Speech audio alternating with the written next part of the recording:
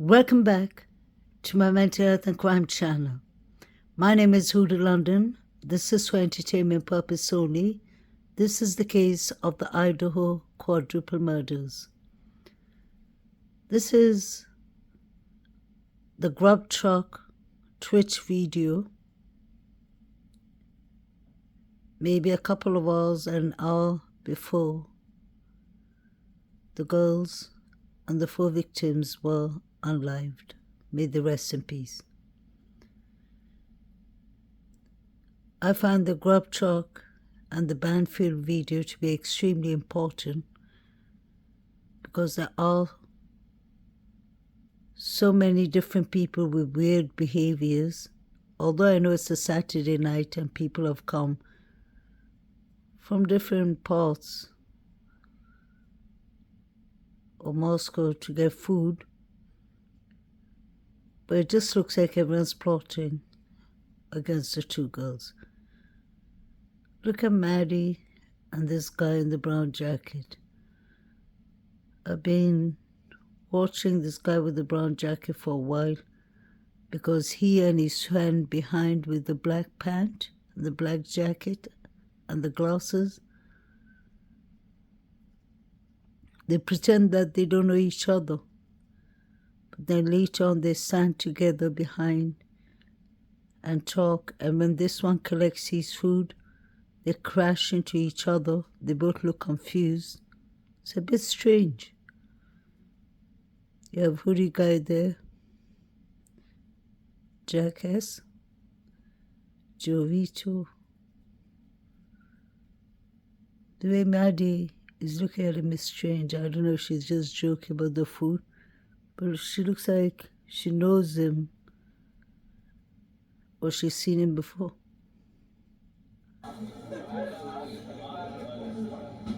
Wife beaters. Growing up, I always heard them called muscle shirts. That's just what I always heard them get called. How you doing? I'm doing extremely well. That sounds good. Done. 5 cheese, bacon, and we'll throw. And then, do you say dessert burrito? Yeah, you got it. 5 cheese bacon, fried egg on it, and then a dessert burrito. The guy with the brown jacket is coming from behind. Is that okay? How much time? 13 minutes. Okay. Hold it. Alright, there you go. Dessert burrito in there. Oh yeah. There you go. That's a positive attitude. I like it. Alright, 2 of each taco. Look at the guy in the brown jacket looking at David Lodge.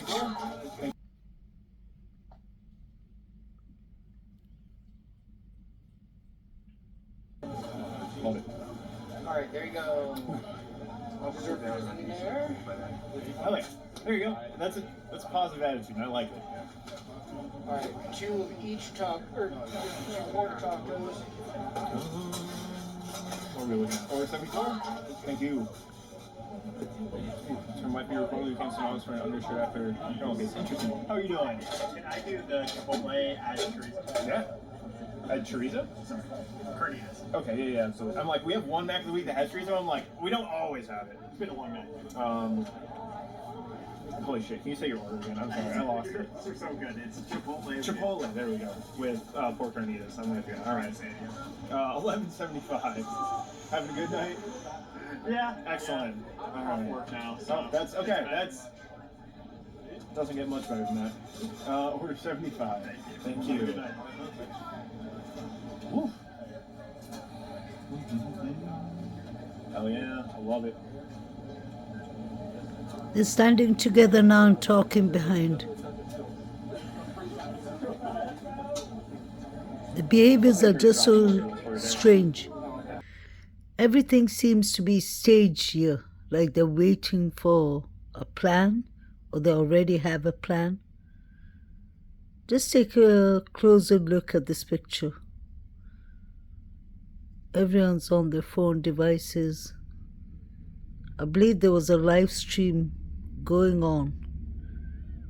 May the victims rest in peace. During the time of the unlivings. It can't just be a coincidence that everyone, like Jovito and this girl with the cowboy hat were all on their mobile devices watching some 5 pictures. Look at David L. with the yellow hoodie behind. He's on his mobile device.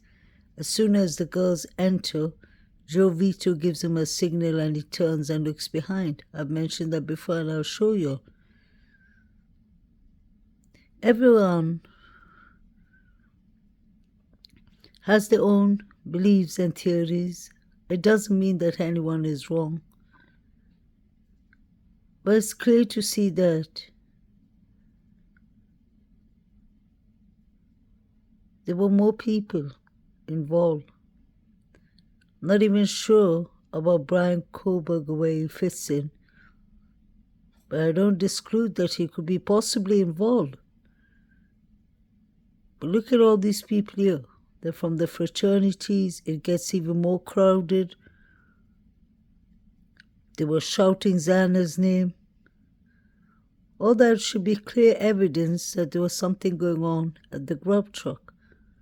We know there was a fight between the Sigma Chi boys, some of the boys, the 2 Davids and all of them against Eaton and Xana. That's why I've always said for these last couple of months, I believe these are 2 separate targets. The police said it was targeted incident. The mayor said it was a crime of passion. It could have been actually both.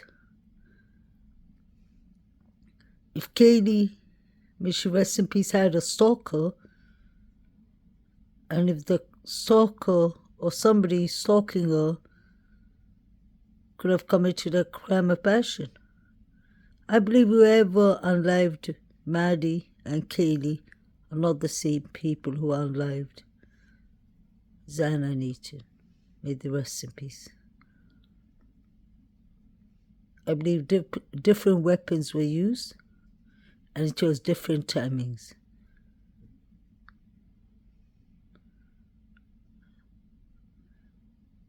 It's heartbreaking to say, but I believe something fatal happened to Xana and Eaton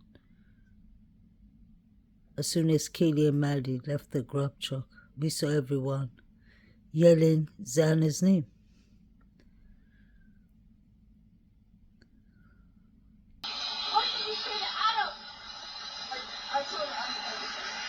I want to jump right into this, and I want to start with the body cam footage because the police released this full 45-minute body cam footage from the early morning hours on the day of the killings. I believe it's from plainclothes officers who are basically issuing citations to minors for alcohol. What is this video? What does this video exactly show, and what have police said about it? Because a lot of people have made a lot about this video. Yeah, so the video is super eerie because it's from around the same time as when we believe the murders were happening. It's body cam video from an area called Band Field. That's a field next to the Sigma Chi fraternity house, which is literally, I would say, a 30 to 45 second walk from the house where the murders happened. Basically around 3 a.m., Moscow police were called to Band Field, which is this big field, for an alcohol-related call, which obviously isn't unusual in a college town near the frat and sorority houses. Apparently there were like some drunk people there or something. So it's all on body cam. They go out there, they talk to the kids, they're walking around. Police say that this incident has absolutely nothing to do with the murders. But again, what's so creepy about it is that it's happening around the same time that the murders are happening, and it's so close. So we've been, and all the online sleuths have been, analyzing this body cam, as I'm sure police have, because you can see houses in the background. You can see the general area of where the house where the murder happened is in the background, and the timing is just really, really strange.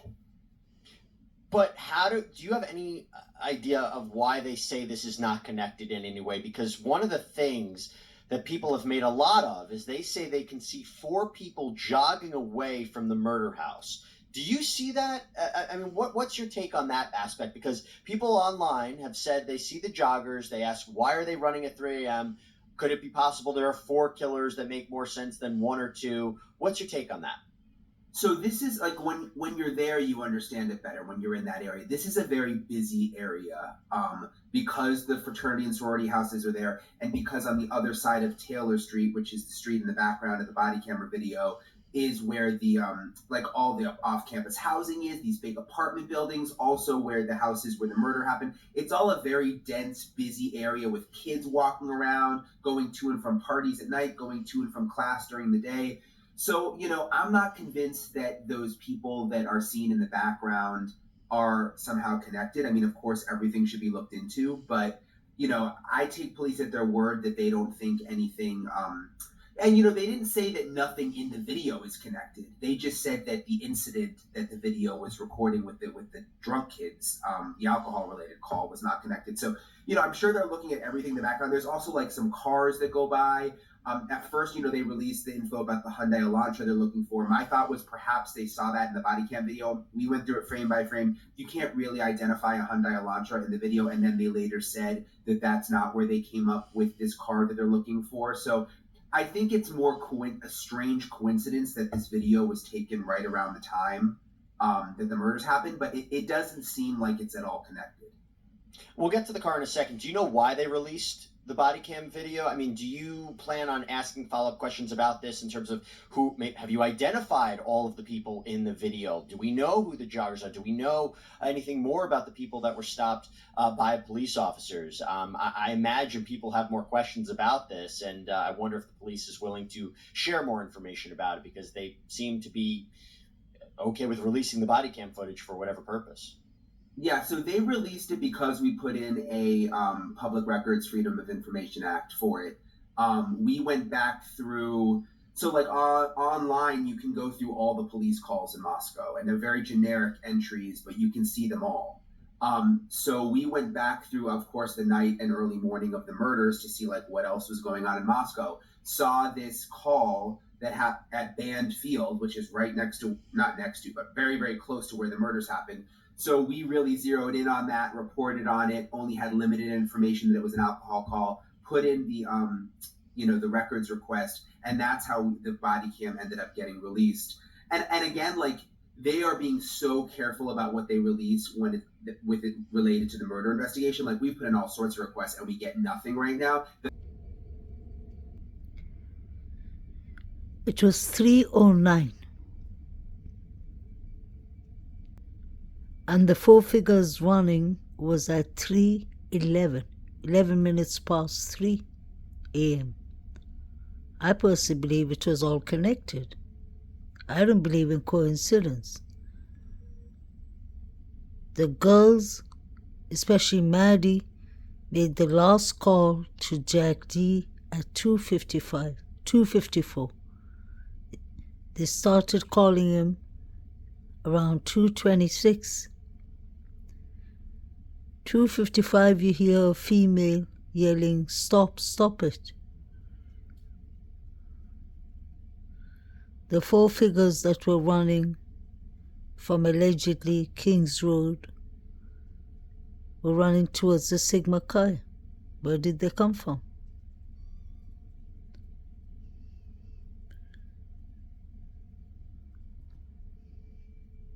We were told in the beginning that the murders happened between 3 a.m. to 4 a.m. That proves that Brian Christopher Koberger wasn't there around that time. He was seen at 4:05.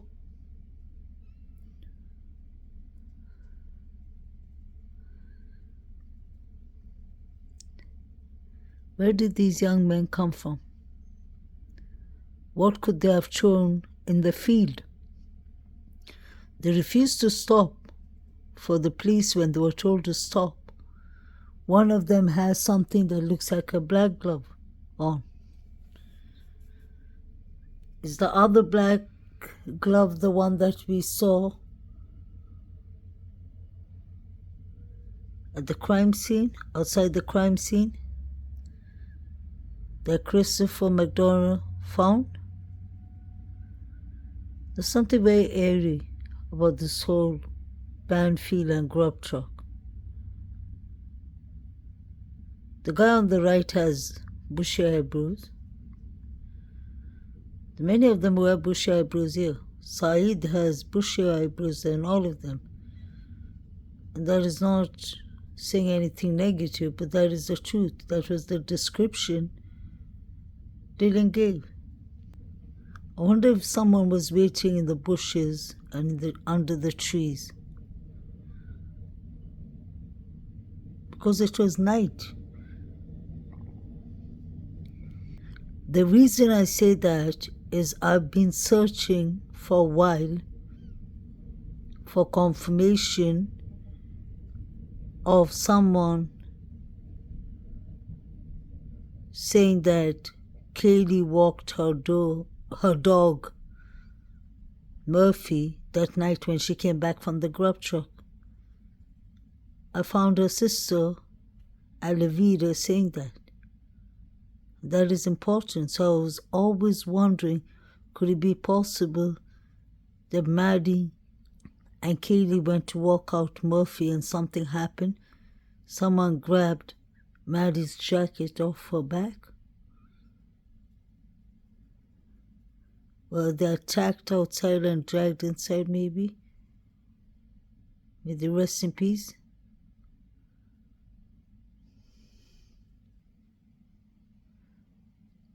I believe Bethany Funk is an important witness.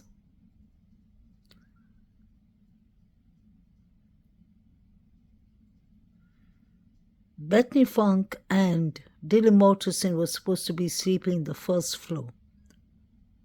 The first 49 days before Brian Christopher Koberger got arrested. When did the timelines change from 3 to 4 to 4:20, 5 to 4:25? The timelines change, the witness statement change, because allegedly B, F, and DM were sleeping in the first floor, and they said they didn't hear anything. They saw someone unconscious 8 hours later. How's that possible?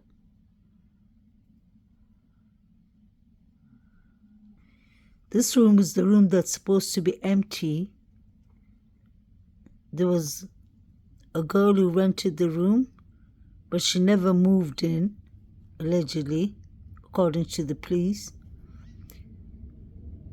But that's another theory I've always had. Was somebody hiding in the first floor, waiting for the victims to come home? I wouldn't be surprised if someone was working with the suspects.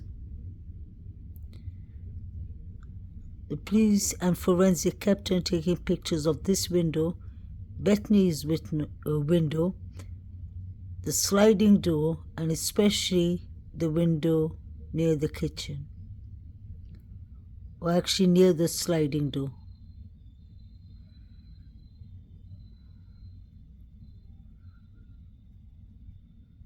I'm sure BF and DM can't talk.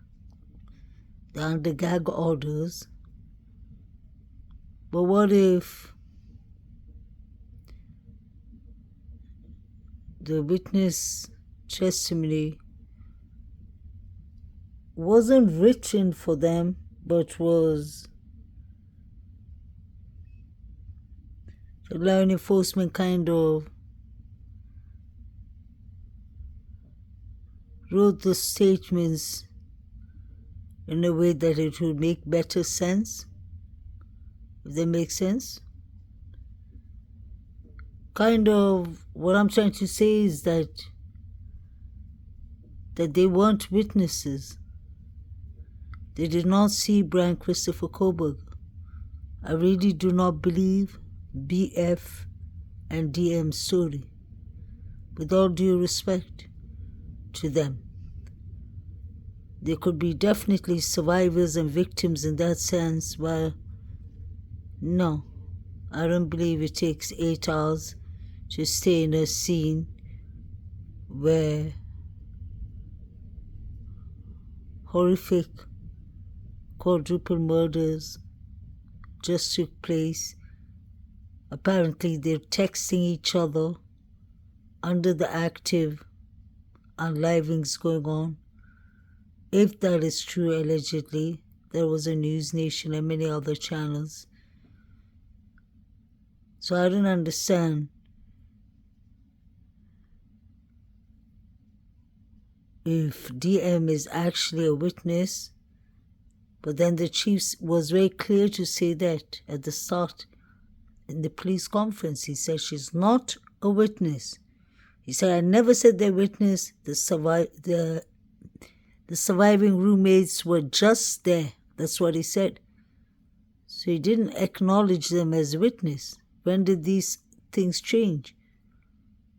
All the actions that we were seeing happening around Banfield, Taylor Avenue, the figures running, the headlight of the car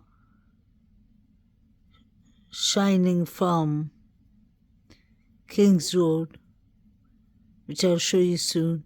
All of that was happening between 2:54 a.m. right up to 3:17, I would say. But I believe something happened to Xana and Ethan much before that timing.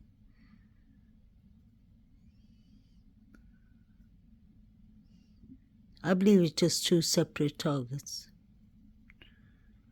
And I just believe that everyone who had some kind of issue with the victims, each and every victim, I believe, ganged up that day and thought it has to be done now since Kaylee is leaving.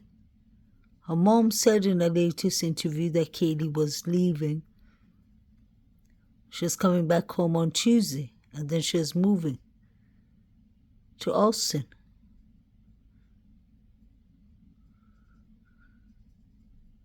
The police clearly said in the beginning, and so did the prosecutor, Bill Thompson.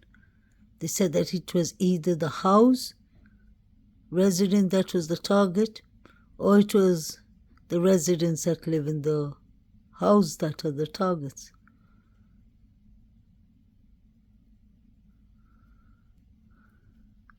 It couldn't have been a robbery gone wrong, because the people who try to rob and steal and such things, they try to avoid drawing attention, because they're just there to collect whatever they want to rob.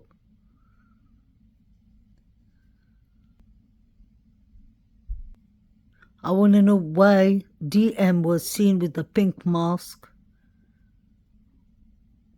and the person with the black mask is allegedly her boyfriend Quinn, but he said he wasn't there. Then you have this person with the black mask and the green jacket. He was seen that night in front of the house. I always believe most of the truth lies in the beginning of the case.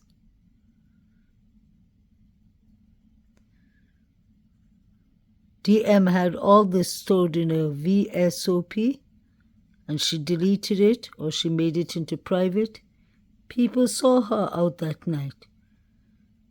And her boyfriend had a light car that he was driving. He was seen in front of the house. We saw DM's black truck while the undercover police were standing in Taylor Avenue. And I find it really strange that these figures have not been spoken about.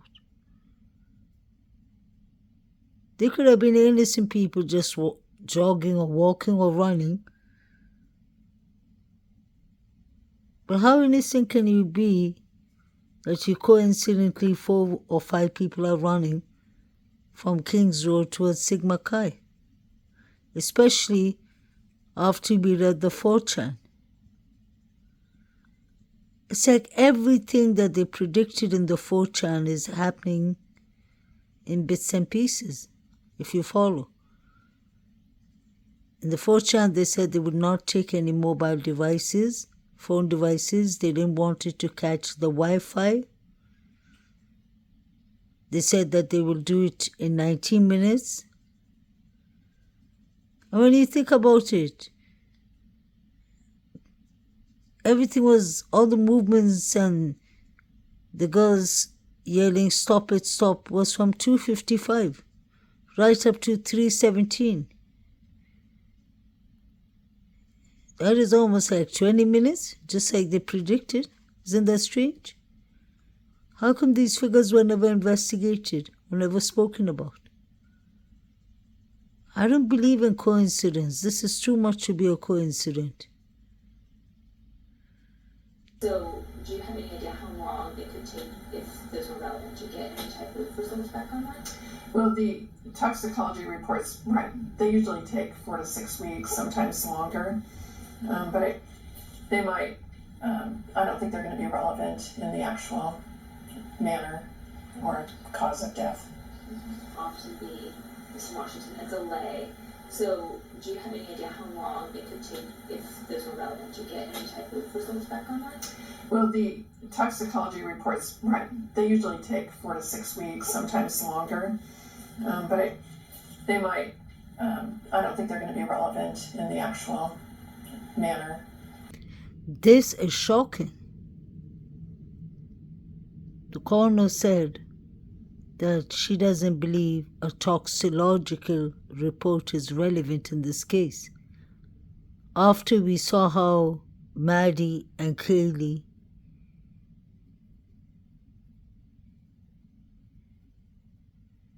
were that night in the Grub truck, especially Maddie,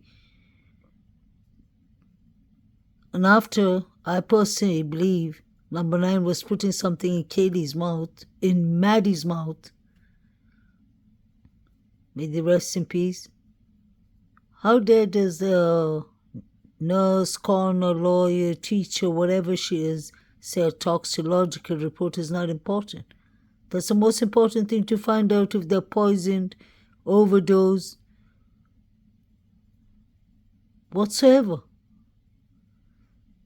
The coroner just came with confusing statements at the start. She confused it even more than the police.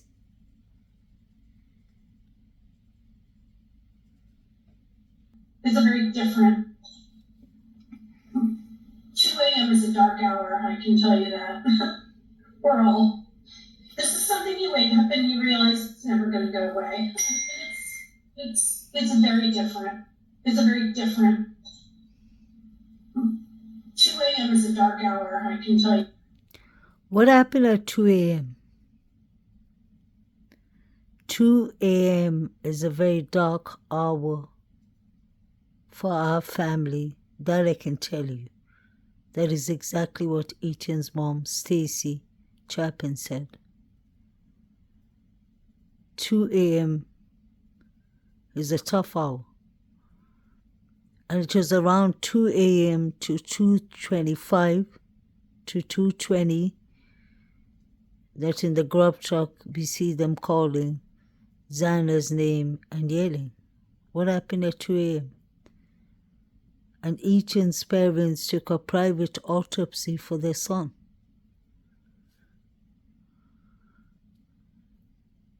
Why isn't Ethan his red Jeep and his other vehicle and his golf equipment being handed over to the family? They're frozen as evidence.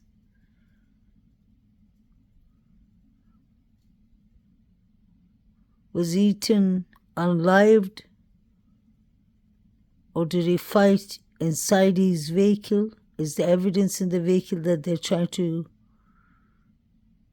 protect?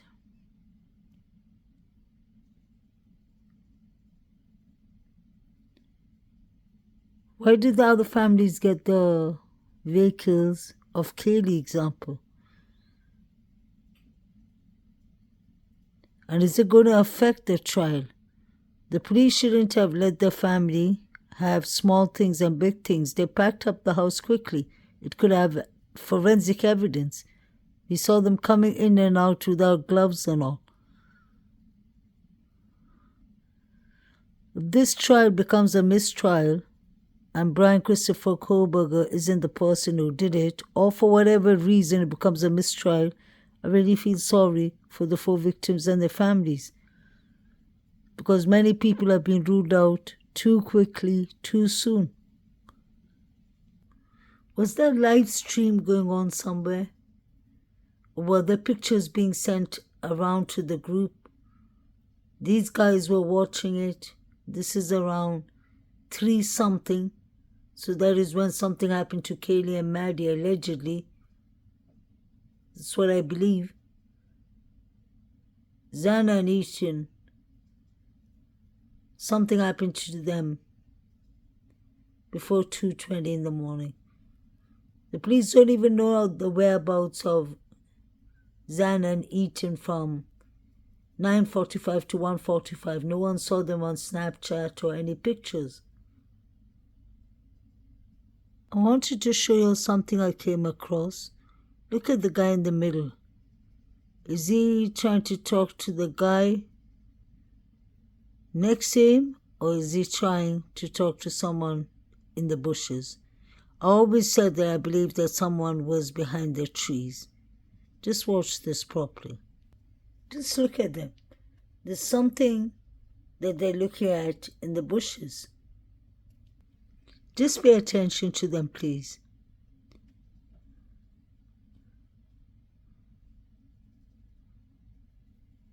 See?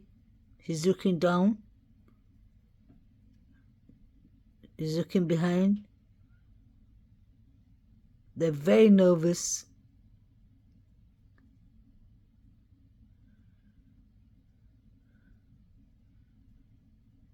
The one in the middle will talk to the other one, or he's stretched behind his back.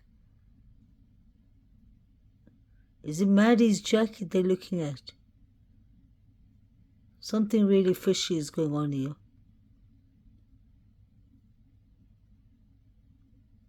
See, look at him. And there's something black on the floor. I think that is Maddie's jacket. See, he's looking at it.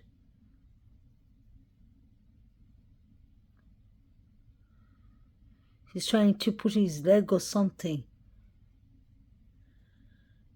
See, now the middle one clocked on. See, he says something.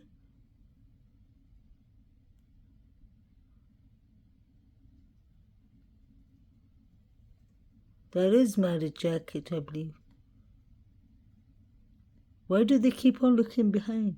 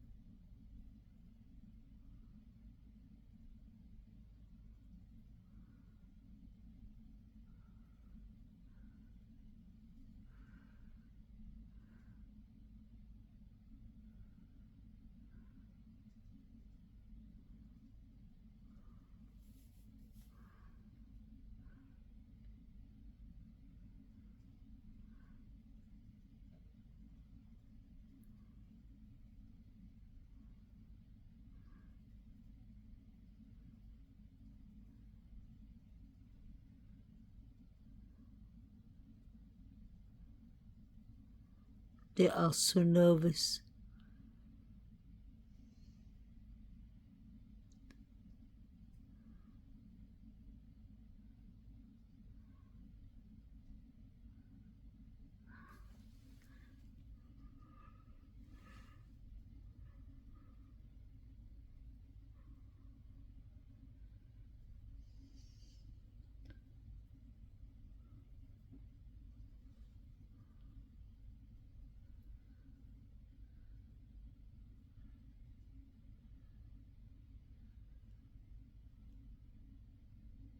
No, Okay. Oops, where did it go? yeah, lucky birthday. Yeah.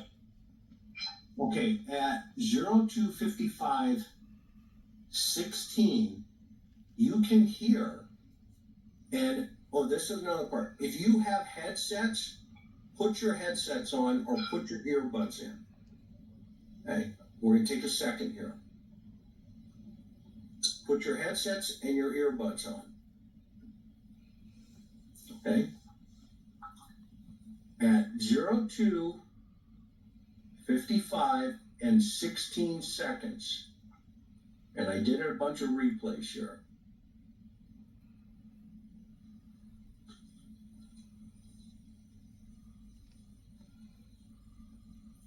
And this microphone is facing the house on that body camera. Okay? Tell me what you hear. You have driver's license? I don't have it. No, in general. Also birthday. Yeah, I love you. I've listened to this thing 1,000 times. I'm going to submit to you. Somebody is saying, stop. Now, who that is, I have no idea. But as an investigator, if I was on this case, I would say, what am I hearing here? And isolate this audio. Okay, very carefully. Listen to it again on replay. You have driver's license? I don't have it. No, in general. Also birthday. Yeah, I love you birthday. You have driver's license? I don't have it.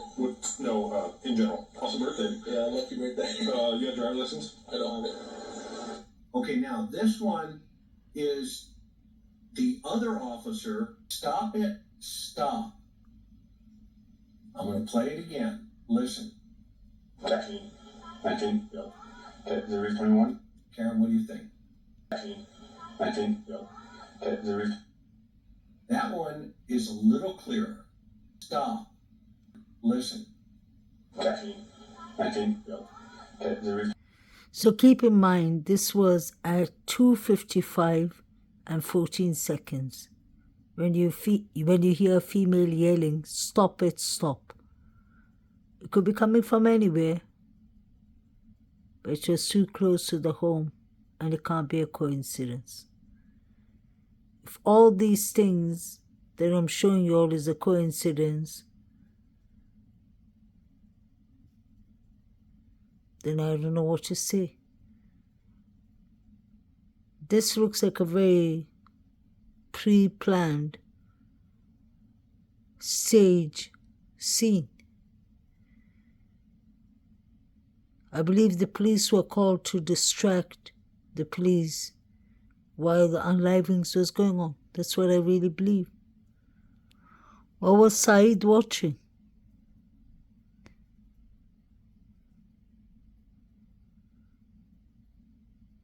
What was he watching on his phone? Was there live stream going on?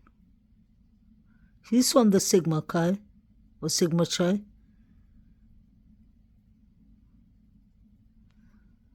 It can't be a coincidence.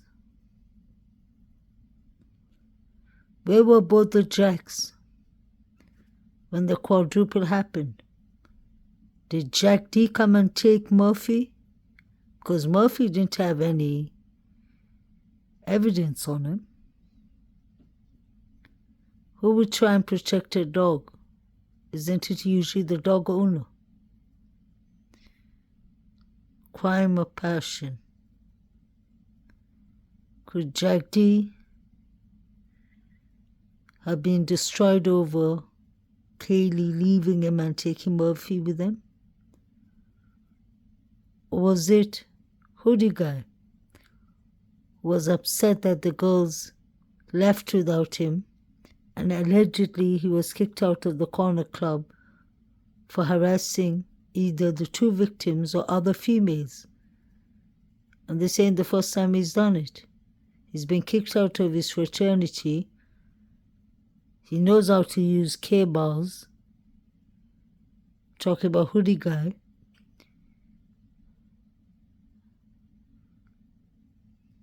Anyone could have been involved. Both of them could have been involved. Or maybe none of them were involved. Where was Jack D? He said he was sleeping. Up to what time? The whole of the college knew about the unlivings around 9 o'clock. 9 a.m. We heard Kaylee's friend saying she found it out around 10 a.m. So how come Jack did not hear that? He lives just 2 minutes away from the girls. And you have John Jack Showalter, who lives right next to the girls in Queens Road.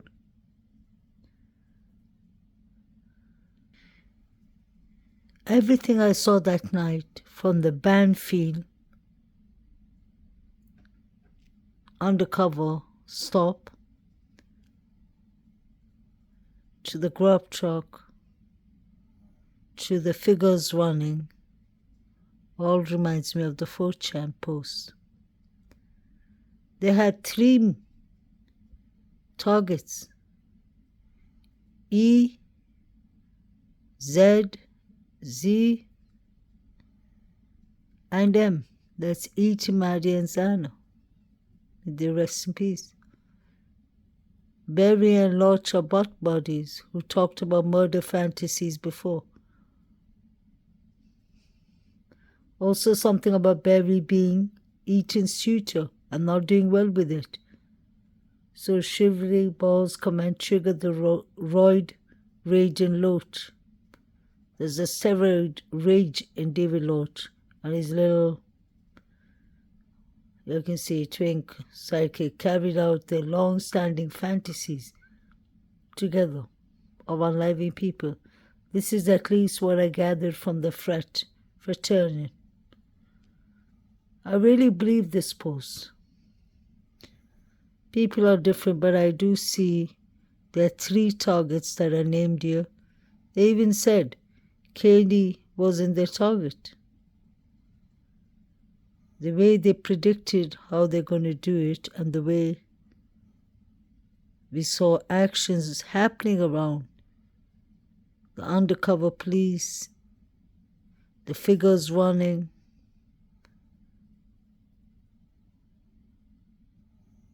These people had a plan. It adds up with the target's motive. Motive was hate, rage, jealousy, possibly money. And we know there was a fight at the Sigma Chi or Sigma Chi that same night. How come the police did not know where Zana and Eaton were?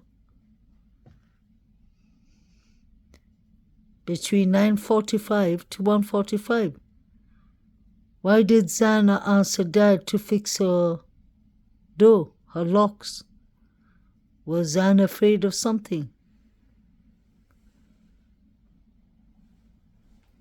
I really believe the Sigma Chi boys are involved. Hunter used to never leave that house. I don't believe Hunter was called the next day. I believe Hunter was called from downstairs. He was sleeping in the spare room, for all we know. And then he came upstairs and tried to assist the situation. Why does it take 8 hours for anyone to call law enforcement? That doesn't make sense. That means GM and BF wasn't scared of the killer.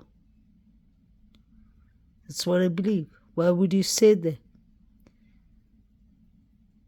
And if it's true that they were texting each other, then that's a massive issue. They allegedly explained how they were going to do it within 90 minutes when the lights go off. And after I saw the figures running, I really believed the 4chan post. Now a trove of 20 minutes worth of video that, you know, it's body cam, so it sweeps pretty wildly. But you and I both know from a forensic and pragmatic approach to crime solving, that is like manna from heaven. They can still frame every moment of that video and see absolutely everything in the background. What do you assume they're going to be looking for? I think they're going to be looking for people walking around, headlights, cars, people on bikes, any noises, because there is audio.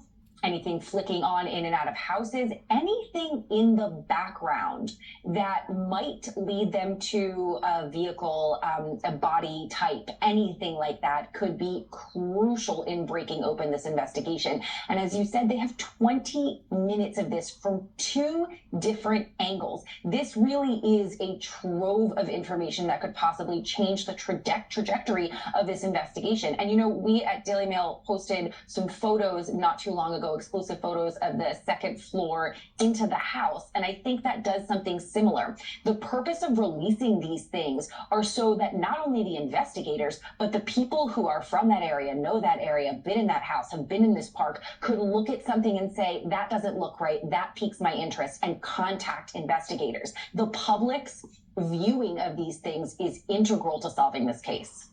Lights that are moving around. It's 3 o'clock in the morning. It is not a normal time for loads of traffic, so any headlights that are moving in a certain direction may have come from a direction where there would be other cameras. I would be, without question, scouring.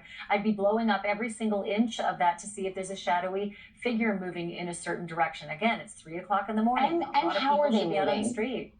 You know, how are they moving? How are the cars driving? Are they, is it oddly slow? Is it really fast? Are they running? Do they look suspicious? Do they look like they're hiding from something? Are they moving swiftly? Right. Do they discard something? These could all be really important points.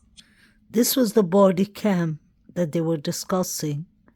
This was at 3 a.m. or 3:01. The car headlight that you see, the bright light, is in front of the girl's house, actually. And that is when they originally thought that the murders happened between 3 a.m. to 4 a.m. When did it change? When the timeline changes, everything changes.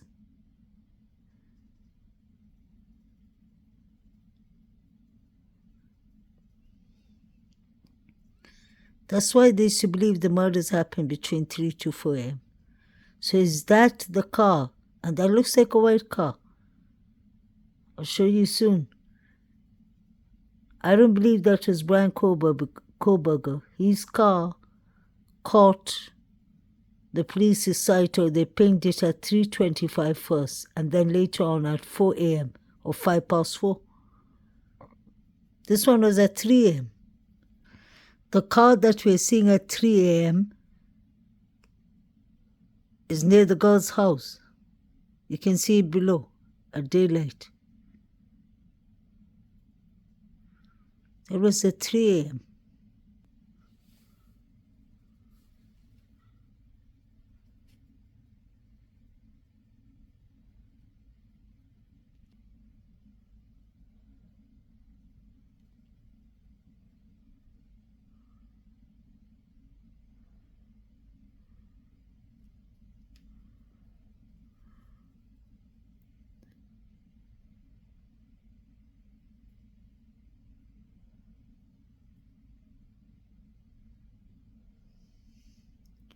There was the original body cam or the footage of the car in front of King's Road.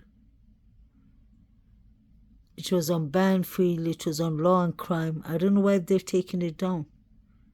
You can clearly see it's a car. And that was at 3 a.m. The figures were running at 12 past 3.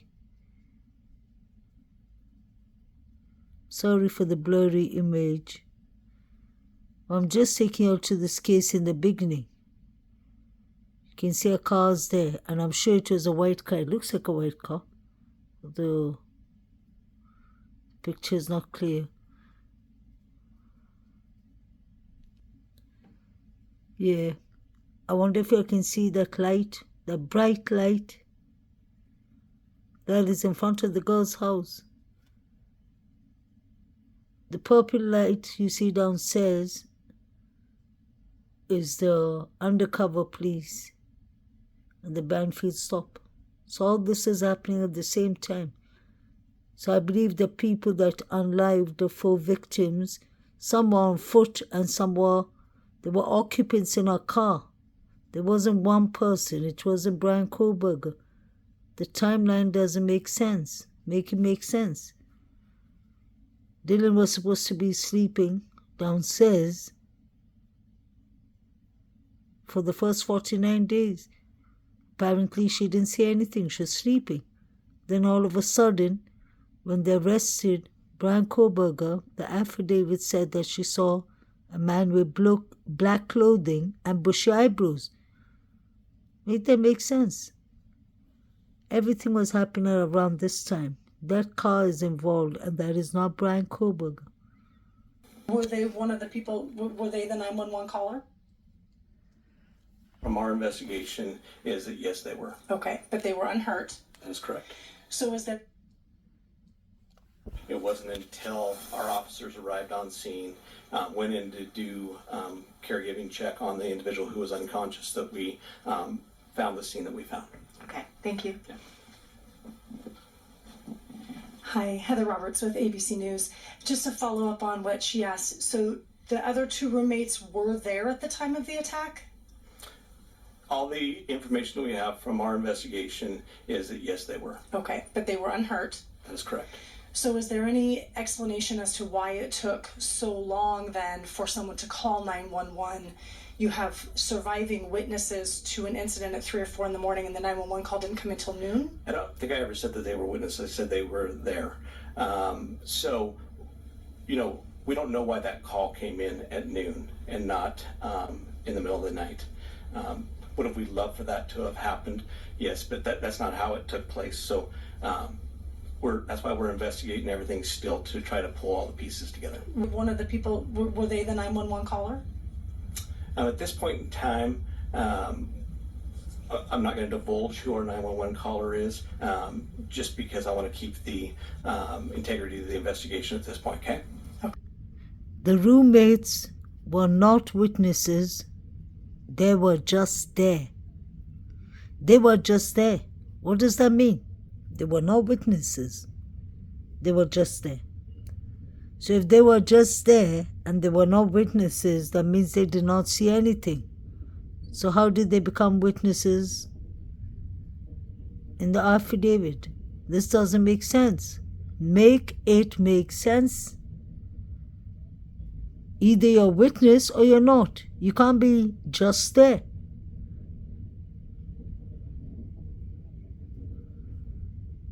It was a targeted attack. They did not know if it was the residents that were the targets or if it was the victims.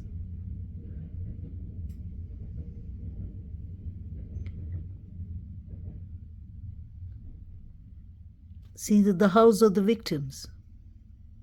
The house would be targeted if there was a motive for the house to be targeted. If there was money, if there was something that was valuable. But their lives are more valuable. I really believe it was targeted by people who knew them. This wasn't by a random person like BK. His blood, trigger warning, blood cells, there would be more DNA found in the scene. And remember, the dog was not harmed at all. There was no DNA on the dog. Where was Jack D that night? Where was Jack S. Showalter?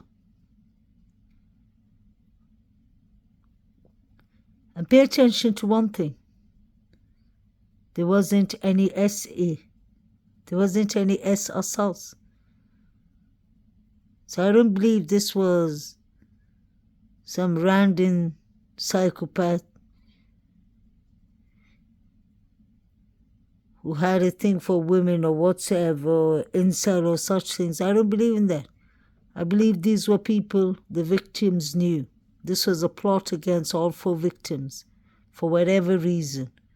But there's a lot of hate, vicious, jealousy, rage. Maybe the steroids symptoms went out of control for the Davids and Barrys and the Jacks. These 4 victims deserve their justice. They're entitled to their justice. It's sad that people have moved on. Dylan is supposed to be under some kind of counseling. I don't think it's mental health counseling. I think it's spiritual counseling. Isn't she supposed to be grieving and having survivor's guilt? But now she's partying.